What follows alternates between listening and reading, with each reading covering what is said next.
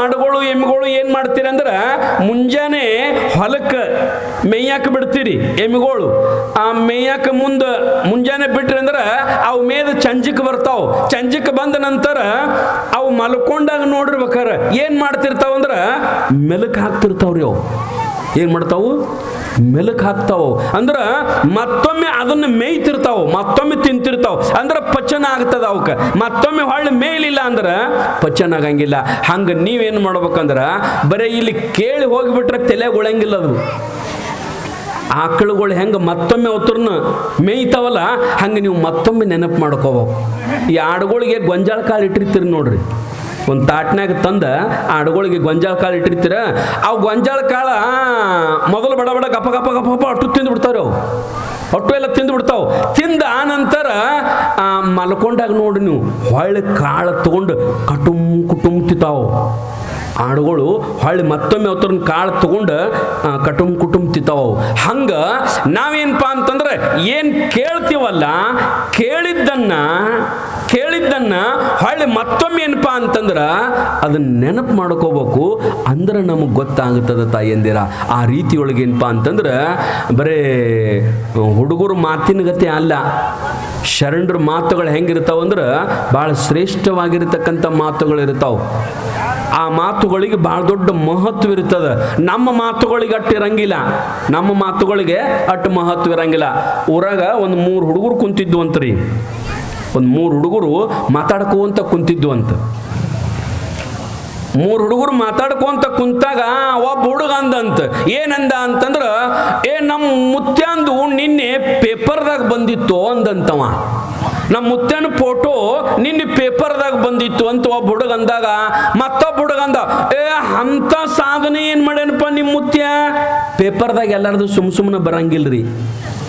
ಪೇಪರ್ದಾಗ ಯಾರ್ದು ಬರ್ತೈತೆ ಅಂದ್ರೆ ಯಾರು ಸಾಧನೆ ಮಾಡಿರ್ತಾರಲ್ಲ ಅವ್ರದ್ದು ಪೇಪರ್ದಾಗ ಬರ್ತೈತೆ. ಈಗ ಸಾಲಿ ಹುಡುಗರ್ದು ನೋಡ್ರಿ ನೀವು, ಪೇಪರ್ದಾಗ ಒಬ್ಬೊಬ್ರದ್ದು ಬಂದಿರ್ತೈತೆ. ಏನು ಮಾರ್ಕಸ್ ಹೆಸ್ ತಗೊಂಡಾರ ಅಂತ ತಿಳ್ಕೊಂಡು ಅವ್ರಿಗೆ ಯಾರು ಒಂದಿಟ್ಟು ಸನ್ಮಾನ ಅದು ಮಾಡಿದ್ರೆ ಕುರ್ಚಿ ಮ್ಯಾಗ ಕುಂಡಿಸಿ ಸನ್ಮಾನ ಮಾಡಿದ್ರೆ ಬುಕ್ಕ ಪೆನ್ನ ಕೊಟ್ರೆ ಅವು ಪೇಪರ್ದಾಗ ಬಂದಿರ್ತಾವೆ. ಪೇಪರ್ದಾಗ ಬರ್ಬೇಕಾದ್ರೆ ಏನಾರ ಚಲೋ ಸಾಧನೆ ಮಾಡಿರ್ಬೇಕು ಅಂದ್ರೆ ಪೇಪರ್ದಾಗ ಬರ್ತಾವೆ. ಆ ಹುಡುಗ ಅಂದ, ಅಂಥದ್ದು ಏನು ನಿಮ್ಮ ಮುತ್ಯ ಸಾಧನೆ ಮಾಡೇನಪ್ಪ. 3 ಹುಡುಗರು ಕುಂತು ಮಾತಾಡುವಾಗ ಒಬ್ಬ ಹುಡುಗಂದ, ನಮ್ಮ ಮುತ್ಯಾಂದು ಪೇಪರ್ದಾಗ ಬಂದಿತ್ತು, ಅಂಥದ್ದೇನು ಸಾಧನೆ ಮಾಡ್ಯಾನಂದ ಕೂಡಲೇ ಆ ಹುಡುಗ ಹೇಳ್ದ, ನಮ್ಮ ಮುತ್ಯ ಏನು ಸಾಧನೆ ಮಾಡ್ಯಾನಂದ್ರ ನಮ್ಮ ಮುತ್ಯಾಂದು ಪೇಪರ್ದಾಗ ಯಾಕೆ ಬಂದಿತ್ತಂದ್ರ ನಮ್ಮ ಮುತ್ಯ ಈ ಹೊಳ್ಯಾಗ ಈಜು ಸರ್ತ್ ಇಟ್ಟಿದ್ರು, ರೇಸ್ ಇಟ್ಟಿದ್ರು. 40-50 ಮುತ್ಯಾಗಳು ವಯಸ್ಸಾದವ್ರದ ಸರ್ತ್ ಇಟ್ಟಿದ್ರು. ನಮ್ಮ ಮುತ್ಯ ಅದ್ರಾಗ ಫಸ್ಟ್ ಬಂದಾನ. ಏನಂತಂದ್ರ ಈಚಿ ಕಡೆ ಹೊಳಿ ದಂಡ್ಯಾಗ ಮುಣಿಗಿ ಆಚಿ ಕಡೆ ಹೊಳಿ ದಂಡ್ಯಾಗ ಏಳುದು ಸರ್ತಿತ್ತು. ಎಲ್ಲರೂ ನಡವರ್ಕ ಎದ್ದವ. ನಮ್ಮ ಮುತ್ಯ ಈಚಿ ಕಡೆ ಹೊಳಿ ದಂಡ್ಯಾಗ ಮುಣಿಗಿ ಆಚಿ ಕಡೆ ಹೊಳಿ ದಂಡ್ಯಾಗ ಎದ್ದಾನ. ಅದಕ್ಕೆ ನಮ್ಮ ಮುತ್ಯಂದ ಪೇಪರ್ದಾಗ ಬಂದದ.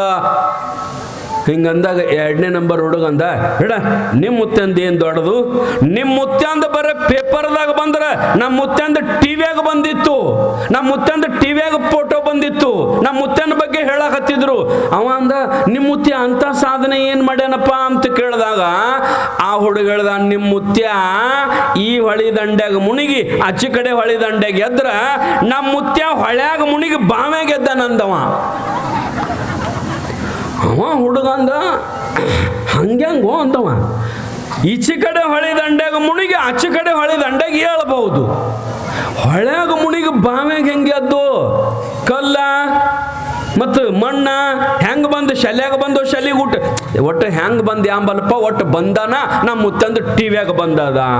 ಇನ್ನೊಬ್ಬ ಹುಡುಗಿದ್ರೆ ಅವ್ರು ಕೂಡ 3ನೇ ನಂಬರ್ ಹುಡುಗ. ಅವಂದ, ನಿಮ್ಮ ಮುತ್ಯಗಳದು ಏನೂ ದೊಡ್ಡದಲ್ರು. ನಮ್ಮ ಮುತ್ಯಂದು ಪೇಪರ್ದಾಗ ಬಂದ್ರ, ನಿಮ್ಮ ಮುತ್ಯಂದು ಟಿವಿಯಾಗ ಬಂದ್ರ, ನಮ್ಮ ಮುತ್ಯಂದಿಗೆ ಸದ್ದ ಈ ಮೊಬೈಲ್ದೊಳಗೆ ಎಲ್ಲ ಕಡೆ ಫೇಸ್ಬುಕ್ ತೆಗೀರಿ ನಮ್ಮ ಮುತ್ಯ, ವಾಟ್ಸಪ್ ತೆಗೀರಿ ನಮ್ಮ ಮುತ್ಯ, ಇನ್ಸ್ಟಾಗ್ರಾಮ್ ತೆಗೀರಿ ನಮ್ಮ ಮುತ್ಯ, ಒಟ್ಟು ಎಲ್ಲದರಾಗೂ ನಮ್ಮ ಮುತ್ಯ ಅಂದದ. ಅವು 2 ಹುಡುಗರು ಅಂದ್ರು, ನಿಮ್ಮ ಮುತ್ಯ ಅಂತ ಸಾಧನೆ ಏನು ಮಾಡ್ಯಾನೋ ಅಂತಂದಾಗ 3ನೇ ನಂಬರ್ ಹುಡುಗಂದ ಹೇಳ್ದಂತ, ನೋಡಪ್ಪ ನಿಮ್ಮ ಮುತ್ಯ ಈ ಹೊಳಿ ದಂಡ್ಯಾಗ ಮುಣಿಗೆ ಆಚೆ ಕಡೆ ಹೊಳಿ ದಂಡ್ಯಾಗ ಎದ್ರ ನಿಮ್ಮ ಮುತ್ಯ ಹೊಳ್ಯಾಗ ಮುನಿಗೆ ಬಾವ್ಯಾಗ ಎದ್ದರ ನಮ್ಮ ಮುತ್ಯ ಊರ್ ದಂಡಿಗೆ ದೊಡ್ಡ ದೊಡ್ಡ ದೊಡ್ಡ ನೀರಿನ ಟ್ಯಾಂಕ್ ಕಟ್ಟಿರ್ತಾರಲ್ಲ, ಆ ನೀರಿನ ಟ್ಯಾಂಕ್ನಾಗ ಮುನಿಗೆ ನಳದಾಗ ಪಾರಾದ ಬಂದಾನಂದವ. ಅವ ಅಂದ, ಅವು ಎರಡು ಹುಡುಗರು ಹವ್ವ ಹಾರಿದ್ರು. ಅವು ಕಾರಣ ಏನು ಅಂತಂದ್ರೆ, ಯವ್ವ ಆ ಮೂರು ಹುಡುಗರು ಮಾತು ಕೇಳಿ ನಕ್ರಿ ನೀವು, ಹೌದಿಲ್ರಿ?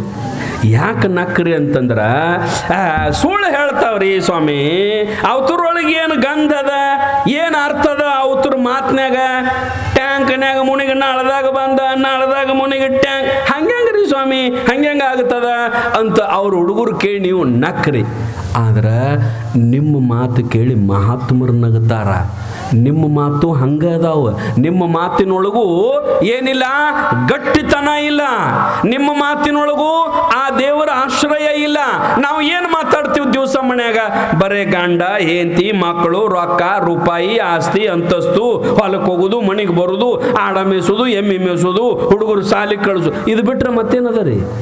ಮತ್ತೆ ಇಟ್ಟ ಮಾತಾಡ್ಬೇಕಲ್ಲ ಸ್ವಾಮಿ, ಇದಕ್ಕಿಂತ ಹೆಚ್ಚು ಏನದ ಅಂತ ನೀವು ಅನ್ಬೋದು. ಯವ್ವ ಭಗವಂತನ ಬಗ್ಗೆ, ಪರಮಾತ್ಮನ ಬಗ್ಗೆ ಧ್ಯಾನ, ಚಿಂತನೆ, ನಾಮಸ್ಮರಣೆ ಮಾಡಬೇಕಾಗ್ತದ. ಆ ರೀತಿಯೊಳಗೇನಪ್ಪ ಅಂತಂದ್ರ 12ನೇ ಶತಮಾನದ ಶರಣರಂತೇನೆ ಆಗಿ ಹೋಗಿದಾರಲ್ಲ ಬಸವಣ್ಣವರು. ಆ ಬಸವಣ್ಣವರು ಊರು ಯಾವ ಊರು ಅಂತಂದ್ರ, ಅವ್ರು ಎಲ್ಲಿ ಹುಟ್ಟುತ್ತಾರಂತಂದ್ರ, ಅವ್ರ ತಾಯಿ ತಂದೆ ಯಾರು ಅಂತಂದ್ರ ನಿಮಗೆ ಗೊತ್ತಿರಲಿ, ಬಹಳ ದೊಡ್ಡ ಪರಮ ಪವಿತ್ರವಾದ ಕ್ಷೇತ್ರ. ನೀವೆಲ್ಲ ಕೇಳ್ತೀರಿ ಆ ಊರ ಹೆಸರು ಏನಂತಂದ್ರ ಬಸವನ ಬಾಗೇವಾಡಿ. ಬಸವನ ಬಾಗೇವಾಡಿ, ಬಸವನ ಬಾಗೇವಾಡಿ ಬಾಜುನ ಒಂದು ಇಂಗಳೇಶ್ವರ ಅಂತ ಒಂದು ಊರ, ಒಂದು ಇಂಗಳೇಶ್ವರ, ಒಂದು ಬಸವನ ಬಾಗೇವಾಡಿ. ನೋಡ್ರಿ, ಮಹಾತ್ಮರು ಹುಟ್ಟಬೇಕಾದ್ರ ಸುಮ್ಮನೆ ಹುಟ್ಟಂಗಿಲ್ಲ. ನಮ್ಮಂಗ ನಾವು ಹುಳ ಹುಟ್ಟಿದಂಗೆ ಸುಮ್ಮ ದಿವಸ ದಿವಸ ದಿವಸ. ಸ್ವಾಮಿಗಳು, ಮಹಾತ್ಮರು, ಸಂತರು ನಮ್ಮಂಗ ಹುಟ್ಟಂಗಿಲ್ಲ.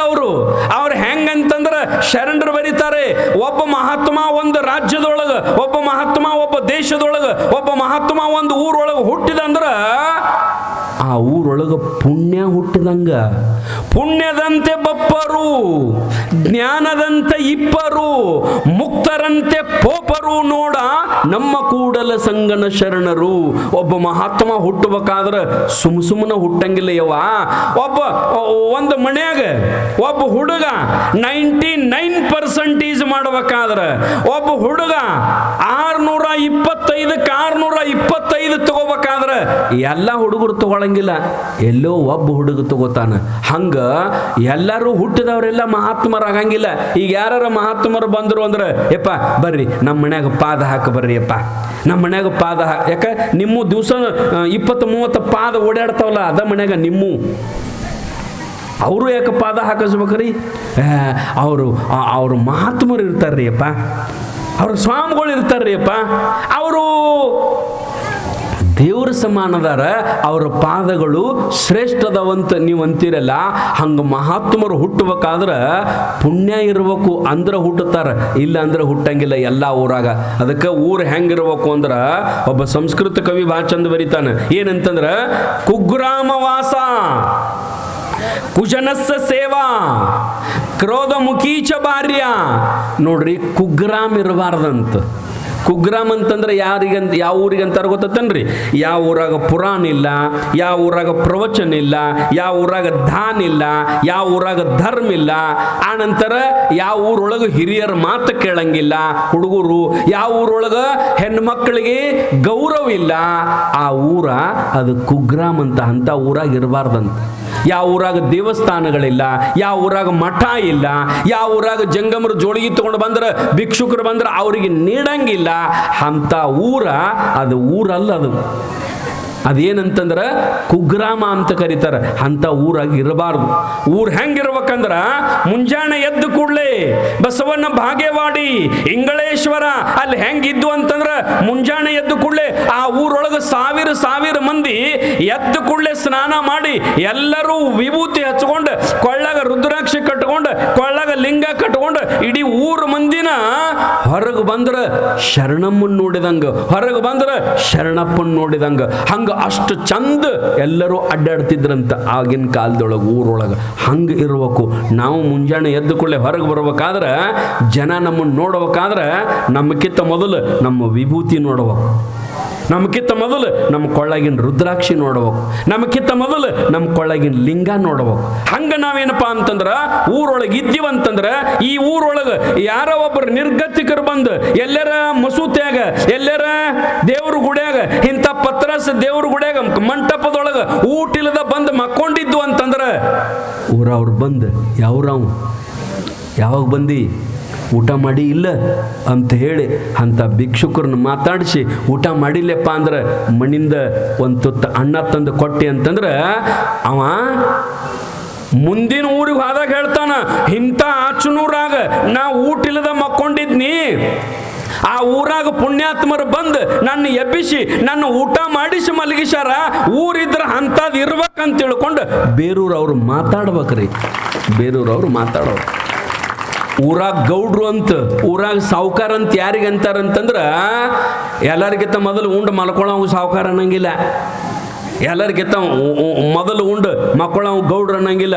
ಗೌಡ್ರಂತ ಯಾರಿಗೆ ಅಂತಾರಂತಂದ್ರ ಎಲ್ಲ ಊರು ಉಂಡು ಮಲ್ಕೊಂಡ ನಂತರ, ಎಲ್ಲ ಊರವ್ರು ಉಂಡು ಮಲ್ಕೊಂಡ ನಂತರ ಆ ಊರು ಗೌಡ್ರು, ಆ ಊರು ಸಾವುಕಾರರು ಅವ್ರು ಏನು ಮಾಡ್ಬೇಕಂದ್ರೆ ಊರು ಸುತ್ತ ಹಾಯ್ಬೇಕಂತ. ಯಾಕಂದ್ರೆ ನಮ್ಮೂರಾಗ ಯಾರು ಸ್ವಾಮಿಗಳು ಬಂದು ಮಕ್ಕೊಂಡಾರ ಎಲ್ಲರ ಚೌಡ್ಯಾಗ, ನಮ್ಮೂರಾಗ ಎಲ್ಲರ ಪತ್ರಾಸದಾಗ, ಎಲ್ಲರ ದೇವ್ರ ಗುಡ್ಯಾಗ, ಎಲ್ಲರ ಅನ್ನ ಛತ್ರದೊಳಗ ಯಾವರ ಭಿಕ್ಷುಕರು ಬಂದು ಬಿದ್ದವನ, ಊಟಿಲ್ದ ಮಕ್ಕೊಂಡವನ, ಯಾರ ಸಾಧುಗಳು ಬಂದು ಮಕ್ಕೊಂಡಾರನತ್ತ ಎಲ್ಲ ನೋಡಿ ಅಂಥವ್ ಯಾವಾರ ಮಕ್ಕೊಂಡಿದ್ವು ಅಂದ್ರೆ ಅವಕ್ಕೆ ಊಟ ಕೊಟ್ಟು ಊಟ ಮಾಡಿಸಿ ಆ ನಂತರ ಊರು ಗೌಡ್ರು ಊರು ಸಾವುಕಾರು ಮಕ್ಕೋಬೇಕಂತ ಹಿಂದಿನ ಪದ್ಧತದ ರೀ ಅವ, ಹಿಂದಿನ ಪದ್ಧತದ.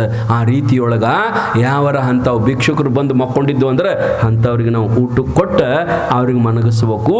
ಅಂಥ ಊರಕ್ಕೆ ಏನಂತಾರಂದ್ರ ಸುಗ್ರಾಮ ಅಂತ ಕರೀತಾರೆ. ಅಂಥ ಊರಿರ್ಬೇಕು. ಯಾವತ್ತು ಊರೊಳಗ ಘಂಟಾನಾದ ಇರಬೇಕು, ಮಣಿಯೊಳಗ ಲಿಂಗ ಪೂಜಾ ಇರಬೇಕು, ಮಣಿಯೊಳಗ ಎಲ್ಲರೂ ಮಂತ್ರ ಪಠನ ಮಾಡಬೇಕು. ಅಂದ್ರ ಅದು 12ನೇ ಶತಮಾನದ ಬಸವಣ್ಣನವರ ಕಲ್ಯಾಣ ಮಂಟಪ, ಬಸವ ಕಲ್ಯಾಣ, ಕೂಡಲ ಸಂಗಮ, ಆನಂತರ ಬಸವನ ಬಾಗೇವಾಡಿ ಅಂತ ಊರಾಗ್ತಾವ್ರಿ ಅವ ಎಲ್ಲ. ಆ ರೀತಿಯೊಳಗೇನಪ್ಪ ಅಂತಂದ್ರ ಚಂದ ಏನ್ ಕೇಳ್ಬೇಕು,